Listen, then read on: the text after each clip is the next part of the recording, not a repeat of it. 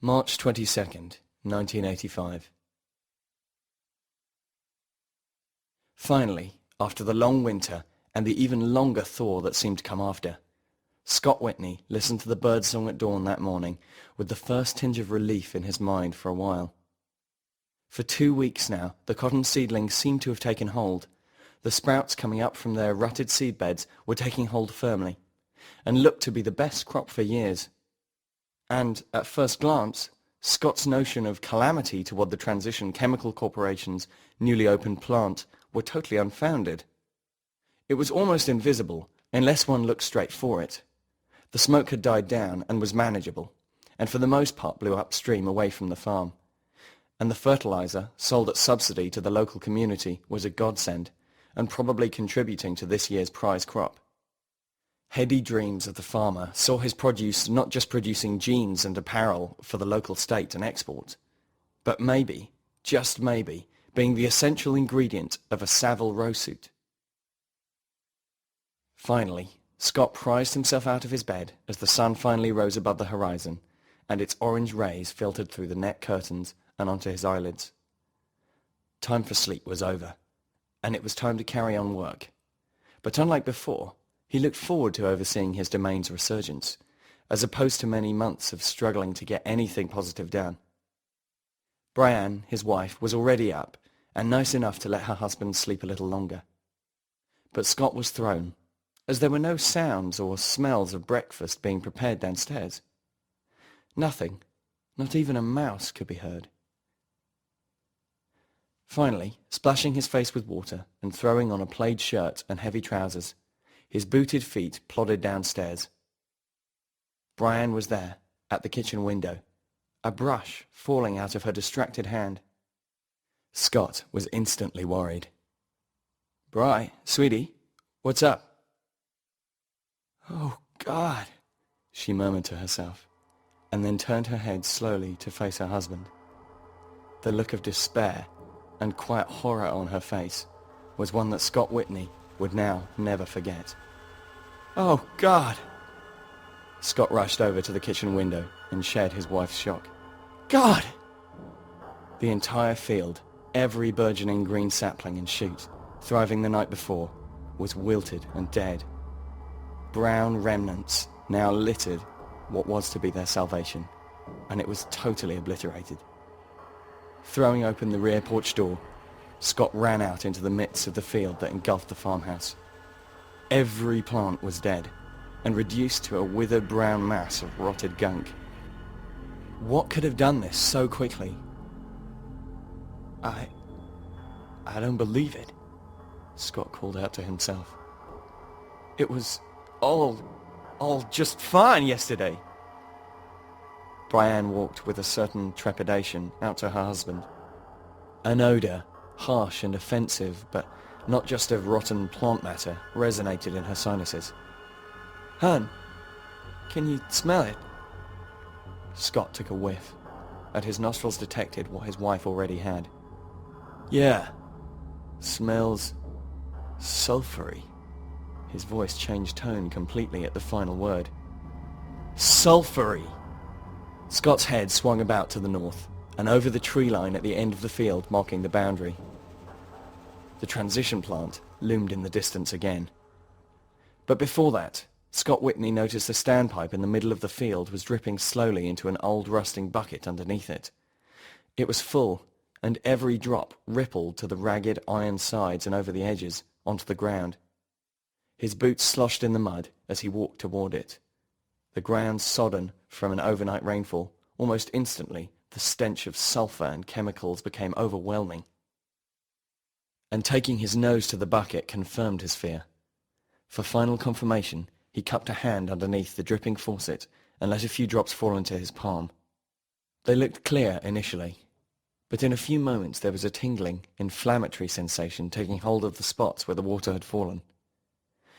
Instinctively, Scott Whitney flung the water from his hand into the pail of polluted water. In turn, he inspected all the standpipes, taps, and faucets dotted around the farm, against wooden walls and brick barricades that sectioned off the yard. Each emitted, after squeaky turns, the same foul, contaminated water, and Scott's hand was red from inflammation. Inflammation from the water's acidity. Acidity that hadn't been there and shouldn't be there. Looking up, the sky had clouded over once again, and yellow flecks of water came down, and again the tingling sensation returned, but all over where the rain fell. Acid rain. Scott turned quickly on his heels to his wife, Brianne, who was still outside in the field, and Elliot too was there. He'd walked out to join his mother while Scott investigated the standpipe. "Get back in the house! It's acid rain!" Scott called, and his family ran inside, and only just in time. He took refuge under the roof. Inside the kitchen, Brianne quickly toweled down his hands and scalp. The acid was starting to sting. Nothing too strong, but not something desired on one's skin.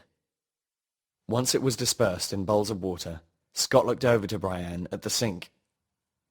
Outside, the rain was teeming down, and its acidic qualities reduced his prized crop to even more of a soggy mush. "The water's poison, Bri. I just know it," Scott said softly, quietly disguising his fury and disbelief. "Never happened before." "Transition was never here before," he spat back. Under the rolling tires, the ground cracked and crunched as the old truck roared toward the transition plant. So new it was that the gravel was still being compressed by the passage of road vehicles into its final place, and chippings were scattered far and wide in the sun, leaving a cloud of fine dust in their wake.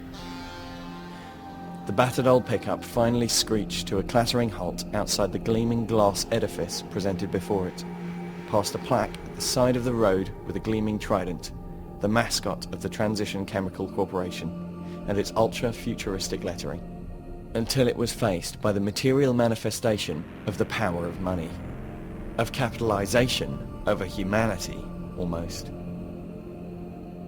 An edifice 7 stories high and coated with gleaming glass that refracted every ray of sunlight around like a prism, scattering it like God's gaze on the gravel path before it.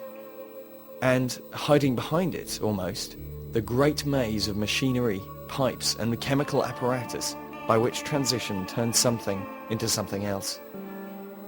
A door on the ground floor, puncturing the great sea of glass, drew the attention of the dusty farmer, Scott Whitney. He walked slowly towards it.